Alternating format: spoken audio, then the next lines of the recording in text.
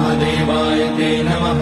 नमस्तेऽस्तु भगवन् विश्वेश्वराय महादेवाय त्र्यम्बकाय त्रिपुरान्तकाय त्रिकाग्निकालाय कालाग्निरुद्राय नीलकण्ठाय मृत्युञ्जयाय सर्वेश्वराय सदाशिवाय श्रीमान् महादेवाय नमः।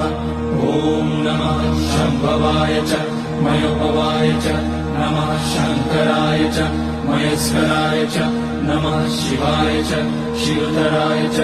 ॐ त्र्यम्बकं यजामहे सुगन्धिं पुष्टिवर्धनम् उर्वारुकमिव बन्धनान् मृत्योर्मुक्ष्यमामृतात्। नागेन्द्रहाराय त्रिलोचनाय भस्माकराय महेश्वराय नित्याय शुद्धाय दिगम्बराय तस्मै नकाराय नमः शिवाय।